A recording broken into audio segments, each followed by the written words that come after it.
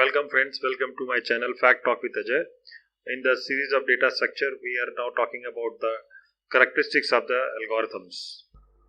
So what are the characteristics of the algorithm, or what are the properties of the algorithm? So characteristics are listed here.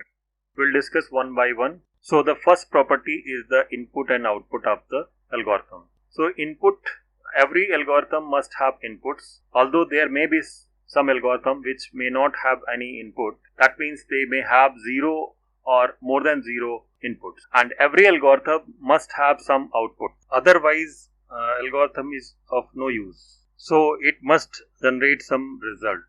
Like in a C language, a user defined function may take a parameter as input or may not take a parameter as input, but produce at least one output.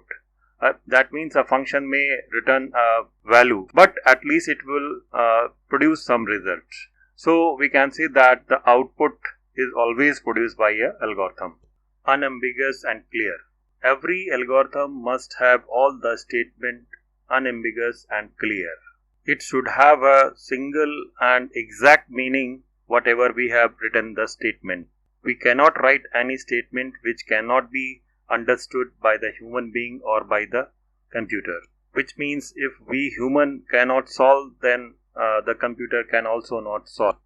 So every statement which we are writing inside our algorithm, that must be unambiguous and clear. We cannot write any value such as square root of -1. It is an unknown value, so we say it is an imaginary number, so we cannot read it as a real number in the algorithm. Right? This is an example I am giving you. So every statement in the algorithm must have a clear meaning. Next is finiteness. As I said, algorithm is similar to the functions in the C.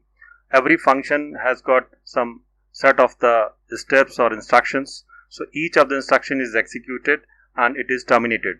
In the same way, the algorithms are also must be terminated at some point of time. Either it can have 10 steps or it can have 10,000 steps, but it should have a finite number of the steps. So we can say that the duration of the algorithm must be finite. Next is feasibility. Feasibility means the algorithm can be implemented with the available resources. And at the last, the algorithm should be language independent. That means an algorithm should have step-by-step directions which should be independent of any programming language. Thank you for watching. Please like and subscribe my video.